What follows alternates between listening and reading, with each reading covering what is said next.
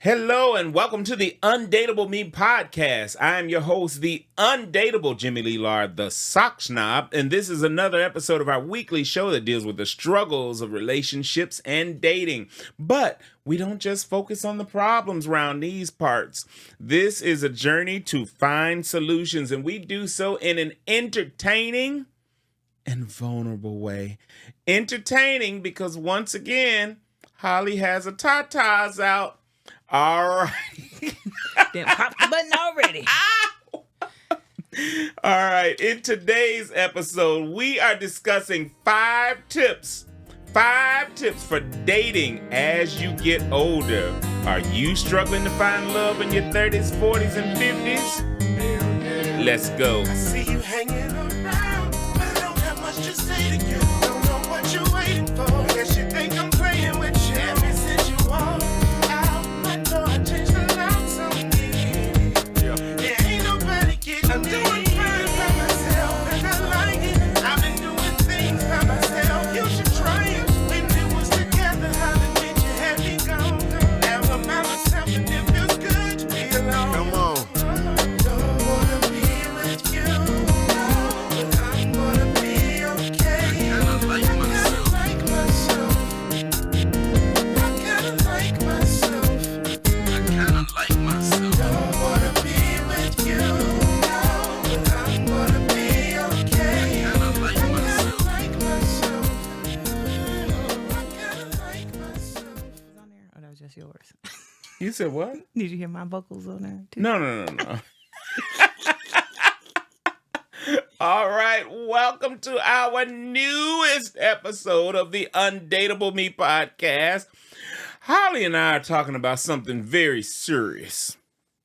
Very, very serious.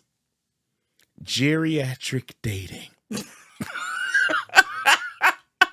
Okay, maybe not quite geriatric, but it feels that way.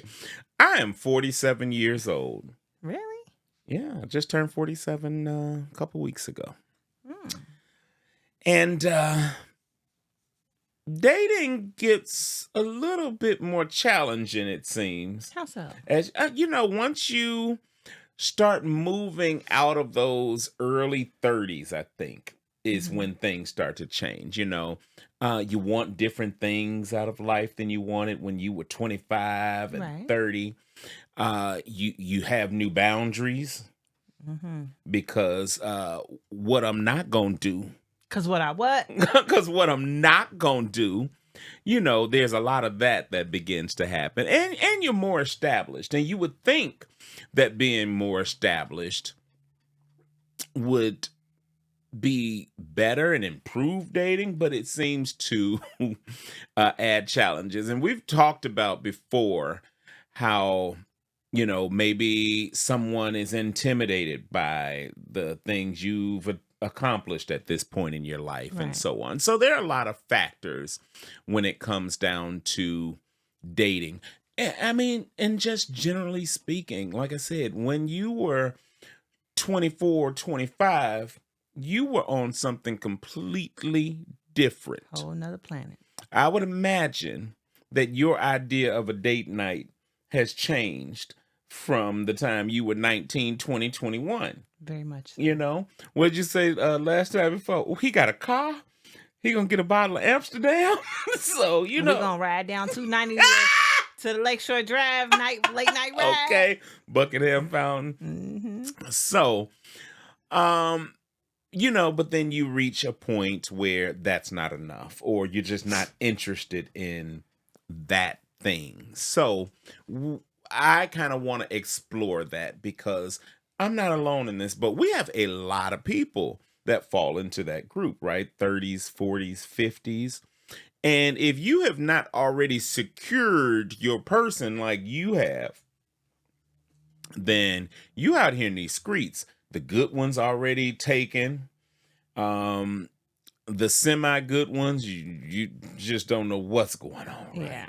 So A mess. I've sent you some of my dating options as they make themselves available to me. And I just look and I sometimes just shake my head, So It is what it is. So we want to kind of talk about, like I said, this is a journey for solutions, right? Yeah. So I want to talk about ways that we can handle dating in those 30s, 40s, and 50s. So there are 5 tips when it comes down to dating as you are getting older.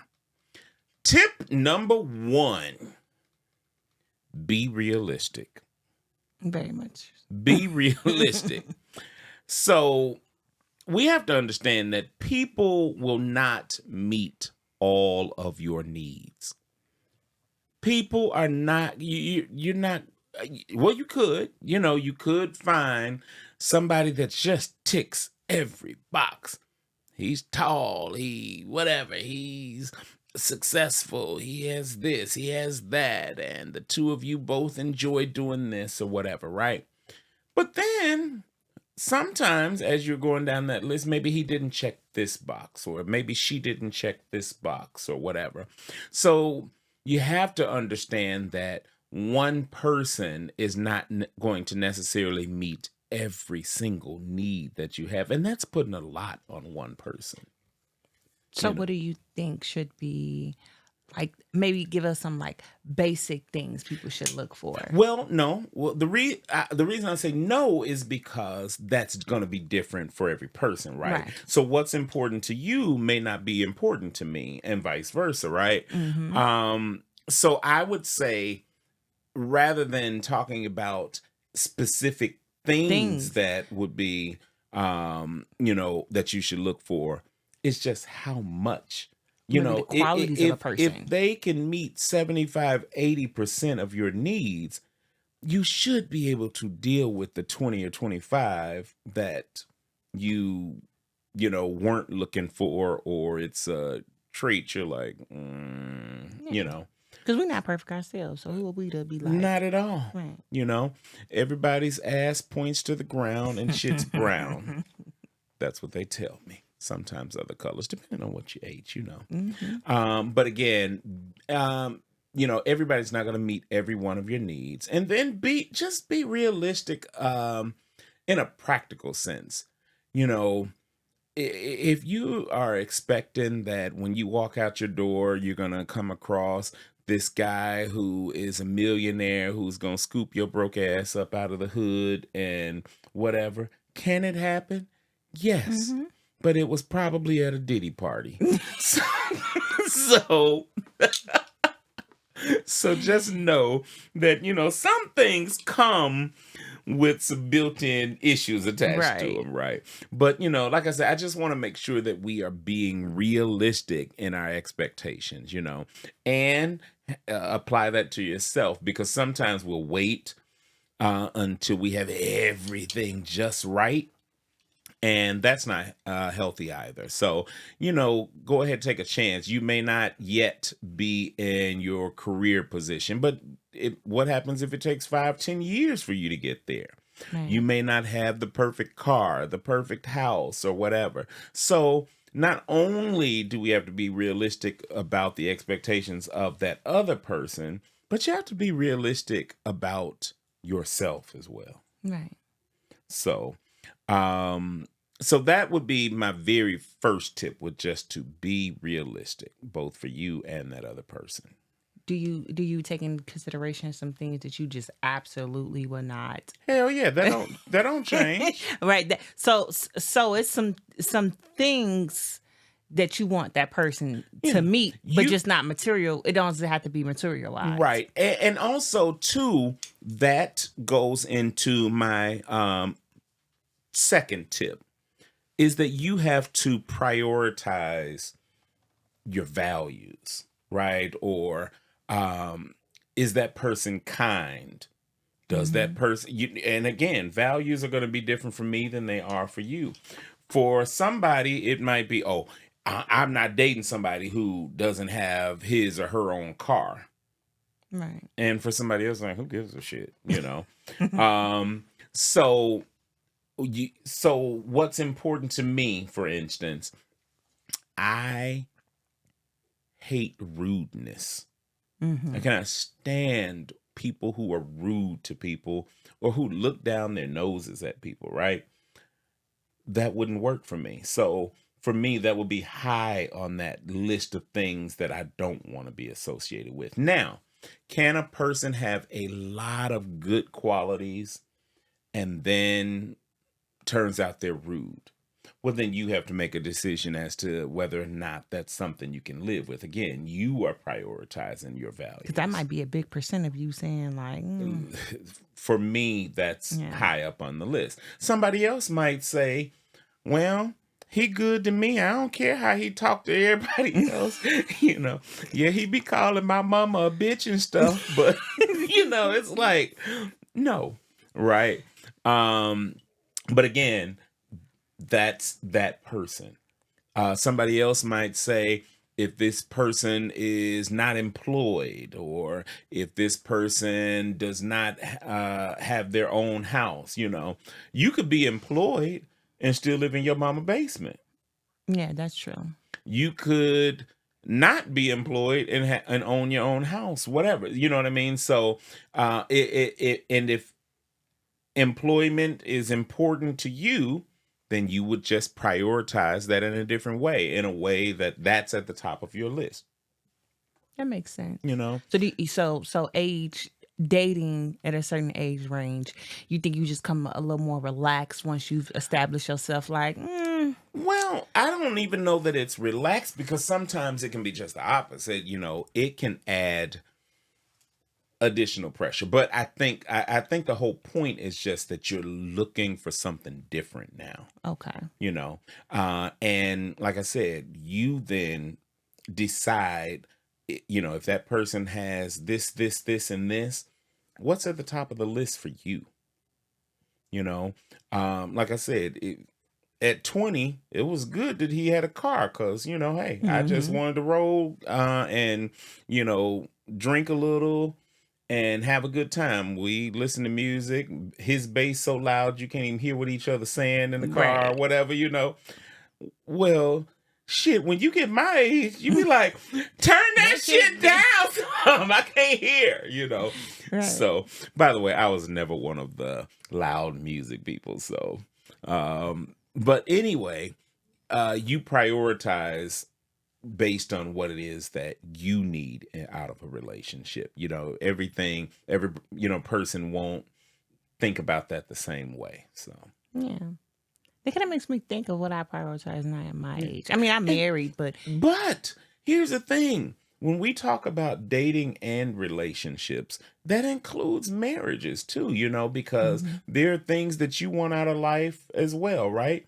And Jordan, I know you hear me. If there's some shit that Jordan ain't doing, that's something you guys might have to have a conversation about or whatever. But that doesn't mean that you have to, well, we signed that paper, so I guess I'm stuck with the fact that he ...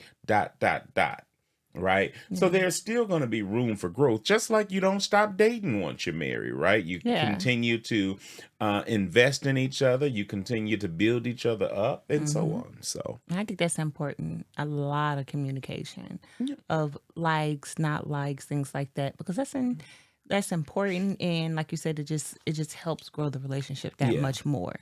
And when you get older, and as I say, you prioritize things differently.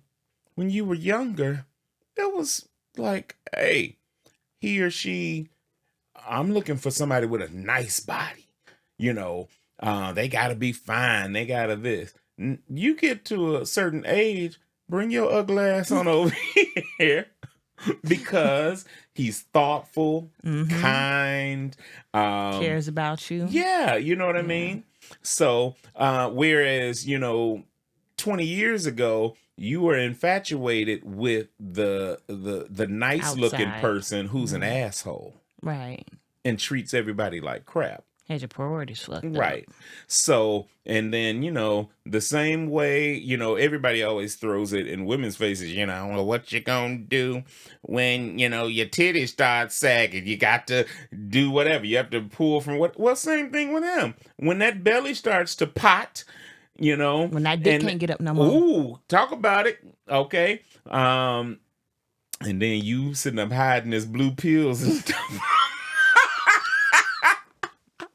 So, things are different once you reach a certain age. You want to be able to rely on those other qualities. Those other qualities are what will carry you through those years when it ain't popping like it used to be, right? Yeah.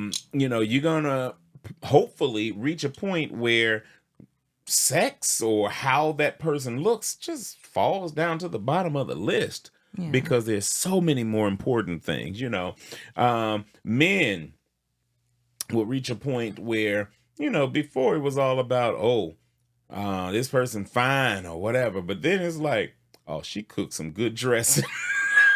Or something, So that becomes something maybe more important than for that person. But if you are stuck in the same place you were in 20 years ago, that's a problem.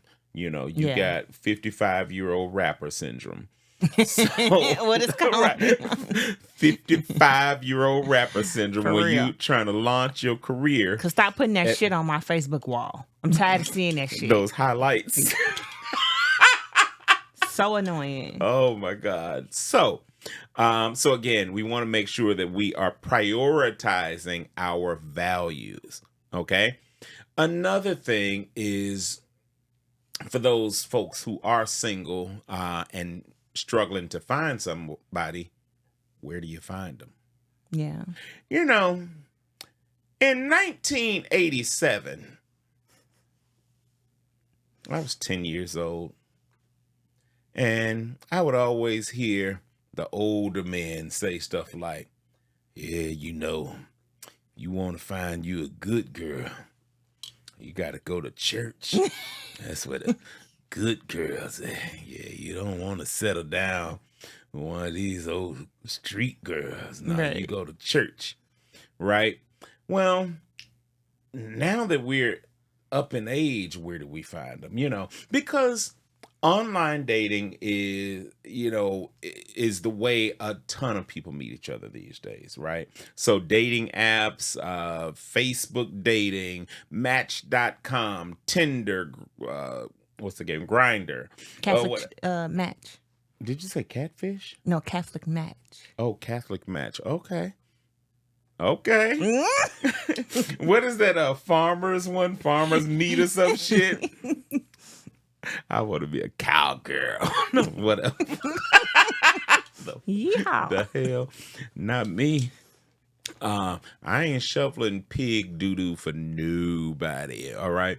But no. What if you look good in overalls? Actually, that is so funny that you just said that. Can I say this? Let me think. Yes, this person will never see anything I'm doing. So I did very recently match with somebody. I should show them to you, but anyway, I'll show them to you. Yeah. You all can't see this. I am not going to put this. Your new boo on blast. No. It definitely not my new boo, because Jimmy did his research and that was not going to work. Let's see. So I meet this guy, or start talking to this guy online. We match online. And, I can't just leave it at that. I have to do my research to figure out more about him. Well, he owns a farm up here, but it's not just a farm from this is what I was saying. I wonder if I can say this or not. It's a farm that has like exotic animal, like he sells like peacocks and llamas, and I think they house swans and all this stuff, and then expensive dog breeds, all of those types of things, right? And why we don't want to match with him, Jimmy? No, I'm getting there. Good looking, getting older.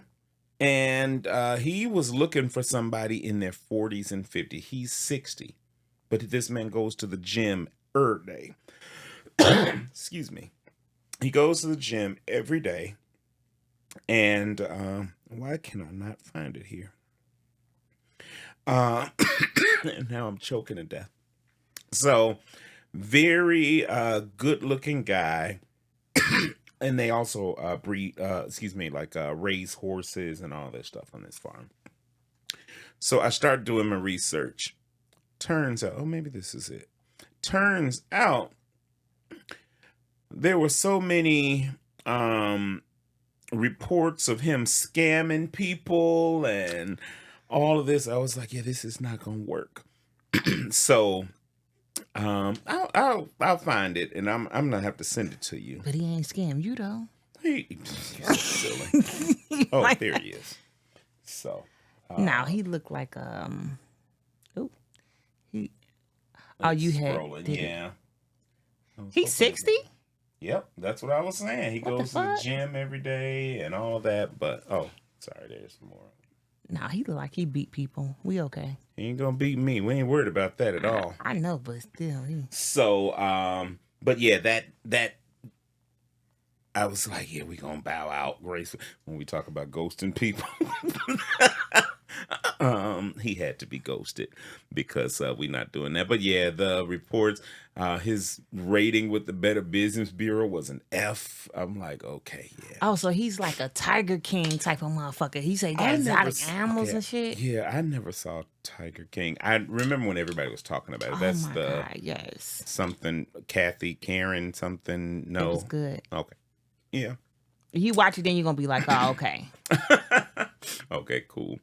So, so where do you meet folks? So like I said, you have online, but when you're a certain age, you still appreciate, some folks still appreciate that in-person meeting. So do you go to local bars and, just sit there and wait for somebody to stumble across you or what? I mostly look online because for me, I've said it before, it feels like you're flipping through a catalog and, just build a man and wait till you come across the right one. But I was never a, go to the bar and just hang out and meet people. So do you think that could be like a downside? Because like even people my age, like my single friends, that I want them to get out there in these streets. And I think maybe it has something to do with like what type of person they are. Because, I think it is. Very introvert. That's what I was about to say. And most people don't think that I'm an introvert, but I'm an introvert. So everybody's like, no, you're not. Yes, the hell I am. So that's not something that would be my first, choice. Yeah. So I would prefer to eat, or if I did go out, I'm not saying anything to anybody. I'll be sitting there waiting on somebody to pick my big back or something, So, but again, I would say that then the tip is for our third tip then is to explore both online dating and local so you're gonna do that? Establishes. I've been promising a friend of mine that I'm going to do that for some time. So let me come with y'all.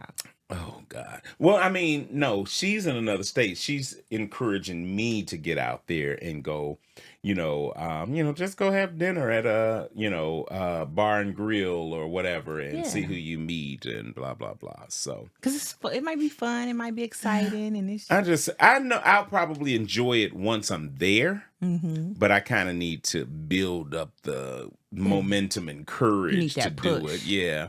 And yeah, so it's just not my thing. So, another thing when it comes down to, as a tip, I would say trust your instincts too. So, because you can get yourself into so many people scamming and doing all kinds of weird stuff, So when you do come across somebody, keep that third eye open and try and discern what type of person they are, because you don't want to end up, you see all these things where these folks got taken advantage of by a scam artist or something like that. You don't want that to be you. And you sitting up now, you on TV looking crazy as hell. Because that can ruin it for people too, because that might happen to them and then they be like, tried it, not gonna do it again. Yeah. Oh, absolutely. So I definitely would say trust your instincts, and also trust your instincts when it comes down to how to do it. You know, if you don't think you would perform well sitting at a bar, well, you know, I don't want you sitting there looking crazy as hell and scratching and shit, you know. Then stick to online, you know. Just as we've said in previous episodes, you know, don't catfish people, don't, you know, whatever, you know, let them see the real you and go from there. So, Yeah. yeah. But yeah, now you said you have friends who are single. Are those friends out and about, or you just would rather see them? They're just waiting on somebody to fall onto their front porch? Bitch, stop waiting on that man to, what did you say? Tumble on your front porch. Okay, Get outside right. tonight. If there's gonna be some tumbling and stumbling, you need to be out here slipping and falling on some peen, huh? Is that what it is? Okay, Yes. right. Yeah, but but like you say, at certain ages is scary because we're not young no more. We got Yeah. responsibilities. Motherfucker got to work in the morning. Right, You know what I yeah. mean? Like, then you gonna do it on weekends. Like, it's a lot, Yeah, and it kind of defer people from even wanting to get into it. So it's just like, yeah, if it happens, it happens. But it's like God might be like, okay, well, I'm gonna put this person here. You here. yeah. We need to make something Yeah, happen. and obviously there are always those sort of things that kind of happen organically, but for the most part, you know, if you've been working at the same place for 20 years, ain't nobody new came through that bitch in 20 years. Well, it might be time to go across the street to that damn bar or whatever. So, our last tip, and this is probably the most important one, and it encompasses a lot, is, you know, if you're going to be putting yourself out here to the world saying, hey, or you're just even trying to attract somebody to you, you need to love yourself first. Very true. Not everybody does. I Not didn't for a everybody long loves time. themselves. Yeah, you're right. So, fix what you need to fix. You know, we go into a lot of things with, you know, a little bit of baggage and all of that, childhood trauma, whatever. Fix you first. A lot And- of people don't know how. I think sometimes we hear like the interview with what's her name, Dr. Cheyenne, and the whole Nick Cannon and Cam Newton thing. She was talking about how she did the work and she worked on herself. But what does that look like? If I'm say, for instance, I'm a single person, I've had all of this fucked up shit happen to me. I've had childhood trauma. I've had all of these failed relationships. What steps do I take? Is it like you wake up one day and be like, oh, I'm gonna go find myself? Like, what is that in detail? You know what I mean? Like, and I know it looks different for everybody, but what steps do you take to even get on that path? I would say, first and foremost, for starters, admit that maybe things are not quite the way they should be for your life or whatever. I think that will be the first step into making the decision to correct it. Another thing is stop putting stuff off, like that diet you've been going on for ever or whatever, and I'm gonna start right after Thanksgiving. Nope, if you serious about it, your ass will start now. Right. Or whatever, right? So I think that you just have to, back to number one, be realistic with yourself about what's going on with you. But that emotional baggage that you're bringing into a relationship that's hindering you from doing better, because we will attach our stuff onto a new person, and we will drag stuff in from the last relationship. Now we got trust issues with this person, or so on. So, but another thing is, quit telling your business to all your little ugly ass friends. That's very true. First of all your friends can't handle your business, right? And there is help. We, and particularly in our community, we've shunned therapy and stuff like that so much that it doesn't seem like that's the first resort. That's always like the last resort after you've gone off the deep end and, tried to run somebody over with your car or whatever. Now all of a sudden you realize, yeah, maybe I do need a little therapy, right? So I would say, get the help that you need, and not always having a good girlfriend that you can talk to about whatever is great, if that's a person who can be objective, who can listen to what it is that you're going to without judging you, without judging the other person. A lot of times we really just want to vent and have our friend to agree with us or whatever. And yes, you get your amen corner and yeah, you deserve better and all of that stuff. And we can't stand him and whatever. Right. And then you and homie make up 2 weeks later. Now she's sitting over here still hating him or whatever, right? So everybody now at the damn family reunion looking crazy. So, I think that grows though.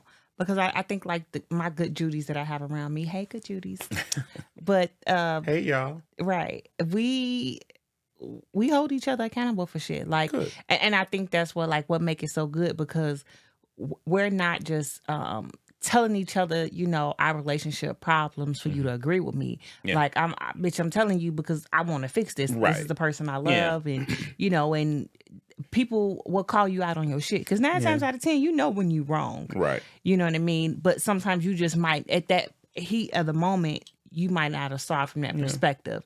So when you call up that friend, but not everybody has those type of friends. Right. Not everybody has type of family around them for that. And those friends need to be able to be objective and say, okay, I see. Because sometimes they need to tell you that the problem is you. Yeah. So, and it might be going through the same thing. And like you say, we don't run to, getting therapy or getting counseling first. Sometimes, and I think like in the Black community, like our friends and our family are, our first source of, our first resources. But depending on the people that you have around you, it can help you or hurt you. Right. And then y'all go run into y'all pastors. And you got to censor yourself on what the problem is, because you sure can't go into church house unmarried and tell the pastor that the problem is he can't last more than 2 minutes. We done went from 5 to 2, Jimmy. Right. Last week it was 5, 5, 5. Right. So, it is what it is. But I think that you need to get the help that you need in order to. If you don't love yourself first, what did you say? How in the hell you gonna love anybody else? There we go. All right. So, what else? Anything to add, Holly, to our 5 tips? So, the 5 tips that we discussed, we said be realistic, prioritize your values, right? Explore online and local in-person venues to find your Mr. or Mrs. Right. And then trust your instincts when you do come across people, because you just never know. Listen, people can come out of some strange bags on you, and you just never know what that's going to be. I've said it before. I will say it again. People can hide a drug habit for a year or 2. So talk about it. And then finally, love yourself first. Love yourself so that you can love other people. Love yourself enough that if something is not going right, you can get on out of it. Love yourself so that you heal from the pains of the past, what that last boyfriend did with you, what your mama did when you were 6, what your daddy did, and all of this, right? So you want to be able to get through all of those issues before you, and if you're at the point where you're in your 30s, 40s, and 50s, well, it's time to resolve, stuff that happened when you were 12. Yeah. So yeah, that's my take, and that's kind of... And laugh. I think sometimes we go through our darkest moments and we just I'm laugh. I'm a joke. I'm a joke about it. And I because- think that some people have Yeah. that thing where you can find the humor in a situation or whatever. Shh, I'm not gonna tell the story anyway. So, y'all want the story? You're not gonna tell the story? we're not gonna tell this one because this. See you laughing. I want to laugh. I know, but it was at a funeral, so I can't do Oh, that it. make it even better. I know, but yeah, there's Please, some Jimmy. folks who would be impacted by okay. that if I said it out loud here. So, And remember, you that girl. You that Oh, girl or you that hello. man. Right. Like, cause who? cause why? Cause what? Why not? Who they thought they was playing with, Fred? Ho. Anyway. All right, so this was a quick episode of the Undateable Me podcast. Again, we were talking about 5 tips for dating as you get older. So I want to thank you all for joining us. Don't forget to subscribe. And once again, thank you, Holly DaBeamer, for hanging out with us today. All right, we'll catch you next time.